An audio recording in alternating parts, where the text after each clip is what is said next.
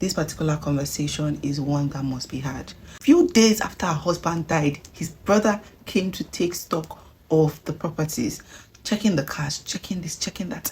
I watched this video and my chest tightened. Like, I could not take it. Like, this woman literally just lost her partner, for crying out loud. And her brother-in-law is coming to check for what is what, asking questions. She literally had to walk him out.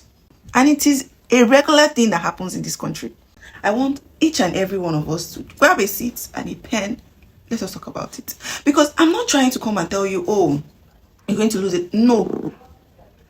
This is because this knowledge I'm going to be sharing is the only thing that will protect you when grief has already taken enough from you.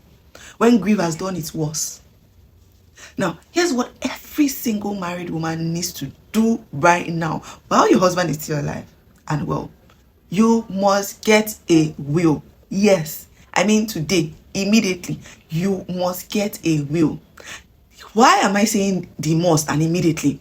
If there is no will, it means that the Nigerian customary or inheritance law decides who gets what and how. And in many cultures, that who does not automatically include you. In fact, you're the bottom of the chain of distribution. And it will remove all of those ambiguity, and then the in-laws will not be able to like over-exploit you. Even though even that one's safe with will, there's still kasala. But at least you have something to start with. Now, the next thing you must do is to know exactly where every document is. And from the look of this particular conversation, this woman has an idea. She has been involved in the process. The land titles, the CFO, the bank statement, the insurance policy, the business registration. You must know exactly where everything is. So don't just know that, okay, there's a safe, there's a but you must know where it is. What is inside that document? It's not that what is inside, and keep your duplicates for yourself. Next thing is you want to push for joint ownership on major assets. So you see that house that she was saying, that plaza she was saying that took him maybe 4 years to build. If she was involved in that project, she should have part ownership and her name should be written on it. I'm talking about business shares. I'm talking about cars, the properties. Where possible, your name must be clearly written. This joint ownership is not just love. It is you protecting yourself. Especially for those of you who will say, I'm just helping him to manage his business. And you are doing free admin, HR, accountant, everything. Another document that you would need if push comes to shove is you being able to understand what a letter of administration is. If you're able to understand it right now, it's going to save you a lot of stress. Why? When there is no will, right? This is the only legal process that will determine who would be giving out what in the estate. I mean, the houses and like the person that's going to share everything. But you need to have a lawyer. This is where lawyer friends now come to play.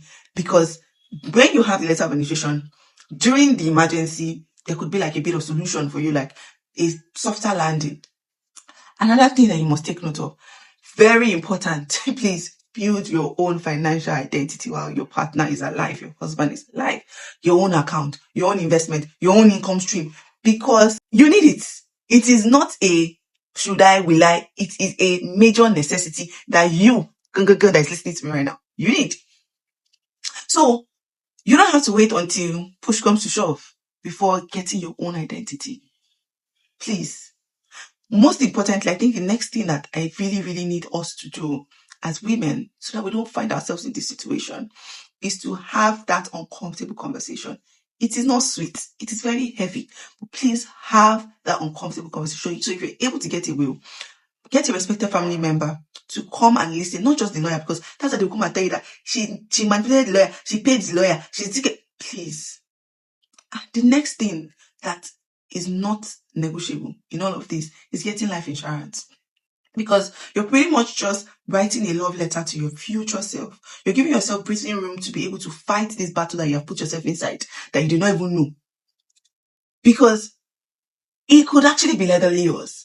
But if you do not have a soft landing, if you do not have somewhere to fall back to while doing all of those legal battles, going to court and all of that, it will be very strenuous. And this is why most people actually eventually I'd rather just start all over. But you don't have to. You have the opportunity now, you're listening to this video, to plan. You would be entering into an unknown terrain. You're grieving. So let us plan ahead. Let us put structures in place. Let us even have the knowledge. So now you already know will, letter of administration, having somebody to come and listen to the will, aside the lawyer, life insurance. Please tag someone who needs to know this. Share with your friend. Send it. It's very important that we protect ourselves and do what is right, because it's not just even about you again, because kids will be involved in this. Children will be involved in this. And you don't want them wondering what happened. We're comfortable before and then we're not. I hope that this video is helpful to you and you're able to share to somebody else that it will be helpful to.